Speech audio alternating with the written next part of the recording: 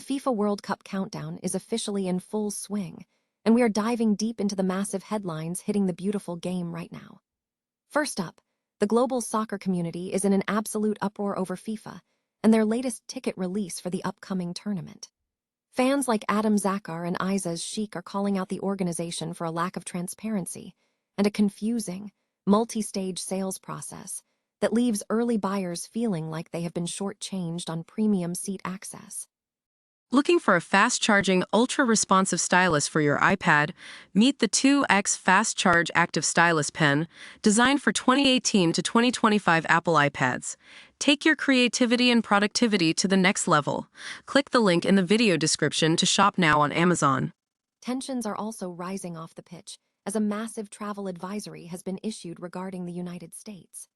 Over 120 organizations, including Amnesty International USA, the ACLU, and Reporters Without Borders, are sounding the alarm for World Cup visitors.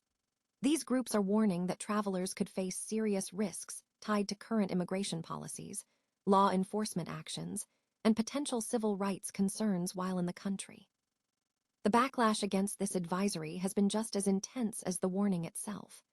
Both FIFA and the White House have officially rejected the claims, with White House World Cup Task Force lead Andrew Giuliani calling them absurd.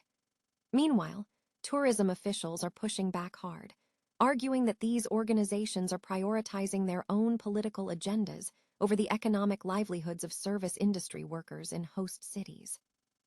Finally, we are heading to the pitch to look at the tough decisions looming for Scotland head coach Steve Clarke. With the World Cup approaching, fans are demanding to know why high-scoring strikers Oli McBurnie and Ross Stewart are being left out of the national team mix despite their stellar club form. It is a heated debate about loyalty versus current stats that could define Scotland's performance this summer. Stay locked in for more updates, and make sure you like, subscribe, and hit that notification bell to never miss a moment of the action. Imagine you've spent months scouting, waiting, and stressing over a single ticket to the biggest sporting event on the planet, only to watch FIFA drop a brand new, premium tier of seats right as you finally secure your spot. That is exactly what has soccer fans around the world seeing red. FIFA is under fire again, and this time, it's not just about the game. It's about a ticket-buying process that feels more like a smoke and mirrors act than a fair sale. With the World Cup heading to Canada, Mexico, and the United States, excitement should be at an all-time high. But instead, we have fans like Adam Zakar, who bought early, only to realize he's been sidelined in a bad seat while prime tickets magically appeared out of thin air.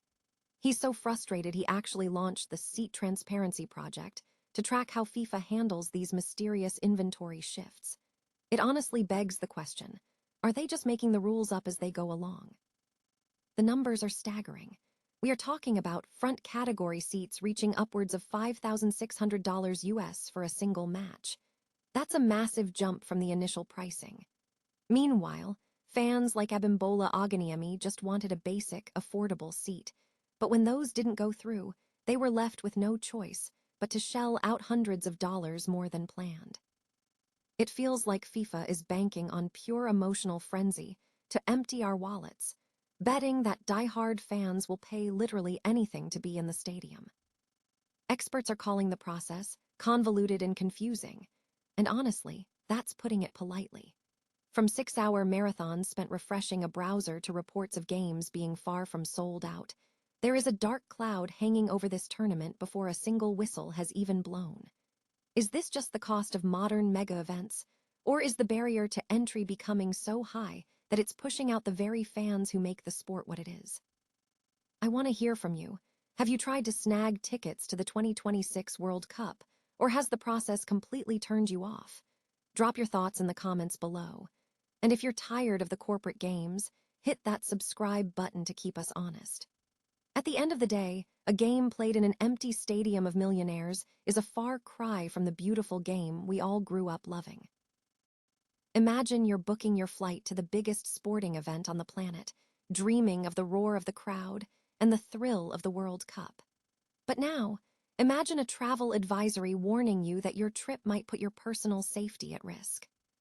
That is the startling reality for thousands of soccer fans, as over 120 organizations, including heavy hitters like Amnesty International and the ACLU, have issued a stark warning about traveling to the United States for the 2026 World Cup. This isn't just a minor travel tip. These groups are sounding the alarm on what they call rising authoritarianism and potential violence under the current administration. They are specifically telling immigrants, minorities, and the LGBTQ+ community that they face a heightened risk of harm, suggesting everyone from players to fans draft an emergency contingency plan before they even pack their bags. It paints a picture of a country where, instead of just focusing on the beautiful game, visitors might need to worry about arbitrary entry denials or aggressive profiling at the airport. But as you might expect, the pushback has been immediate and fierce. The White House World Cup Task Force has flatly dismissed these concerns as absurd, promising that the 2026 tournament will be the safest, most secure experience in history. FIFA is echoing that sentiment, pointing to their own internal human rights strategies and grievance mechanisms to assure the world that they have things under control. Even tourism officials are weighing in, accusing these activist groups of using soccer fans as pawns to score political points, while potentially sabotaging the livelihoods of local service workers. Yet the organizations behind the advisory aren't backing down. They are pointing to cold, hard statistics: 48 deaths in ICE custody since early 2025, and a visible uptick in immigration enforcement across the country. They are advising travelers to take drastic measures, like wiping sensitive data from their phones and avoiding biometric logins to prevent unauthorized digital snooping. This is a massive clash between political optics and individual civil rights. Is the World Cup a stage for global unity, or is it becoming a lightning rod for the volatile state of American policy? If you're planning to go, do you prioritize the game, or do you take the safety warnings seriously? Let me know your take in the comments below, and don't forget to hit subscribe for more updates on this developing story. At the end of the day, we have to ask ourselves, when politics enters the stadium, does the spirit of the game stand a chance? Imagine traveling halfway across the world for the biggest celebration of sport on the planet, only to be met with a warning that your destination might actually be dangerous for your human rights. That is the jarring reality facing potential fans of the upcoming World Cup. Amnesty International and a coalition of dozens of human rights organizations have officially dropped a travel advisory for the United States, and it is sending shockwaves through the tourism industry. This isn't your typical weather or safety warning. It is a direct critique of what these groups call the rising tide of authoritarianism under President Donald Trump. They are sounding the alarm on everything from aggressive immigration enforcement to the fear that visitors could face arbitrary detention, invasive searches of their personal devices, or even be turned away at the border entirely. It is a bold move, but it is also one that has triggered a massive backlash. The U.S. Travel Association isn't holding back, calling the advisory a bad faith political tactic aimed at crippling the service industry rather than protecting travelers. They argue that with 67 million international visitors last year alone, painting the U.S. as a high-risk zone is a massive overreach. Meanwhile, FIFA finds itself in a tight spot, caught between its formal mandate to uphold human rights and the geopolitical reality of hosting its tournament in a country that is currently navigating intense political polarization. As the games kick off in June across North America, the real question is whether the global love for the beautiful game will be enough to overshadow these looming systemic concerns. Are these warnings a vital safeguard for international fans, or are they a calculated strike against the host nation? Let us know what you think in the comments below. Would this advisory change your mind about booking a ticket? Don't forget to like and subscribe for more deep dives into the stories shaping our world. Scotland is facing a goal-scoring drought that feels like a recurring nightmare. With the World Cup on the horizon, manager Steve Clarke is staring down a massive conundrum.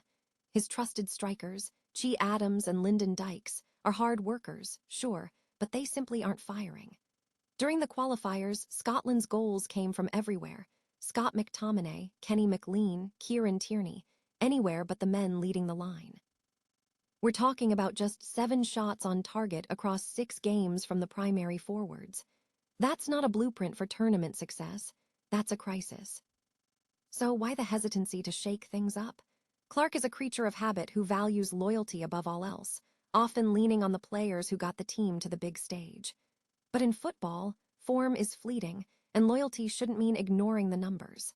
Take a look at the stats sheet, and you'll find two names noticeably absent from the conversation: Ross Stewart and Ole McBurnie. These two are currently the most efficient goal scorers available, topping the charts in metrics like goals per minute and conversion rates. Stewart, in particular, is proving his worth in the English Championship, scoring with a lethal 31% conversion rate. He's putting Fulham and Arsenal to the sword, yet he's treated as an afterthought. Then there's the McBurnie factor.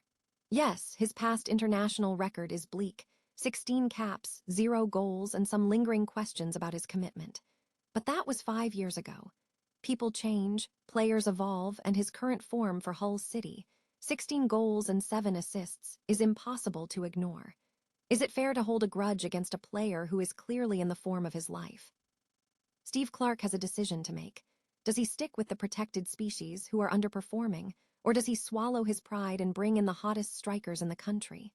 Loyalty is a virtue, but in the cutthroat environment of international football, it can also be a blindfold. If Scotland wants to survive past the group stage, they need goals, not just familiar faces. Does Steve Clarke have the courage to gamble, or is his mind already made up? I want to hear from you. Would you bring Stewart or McBurnie back into the fold, or is the bridge officially burnt? Drop a comment below, and don't forget to subscribe for more deep dives into the game we love. After all, tournaments aren't won by sentiment. They're won by the people putting the ball in the back of the net.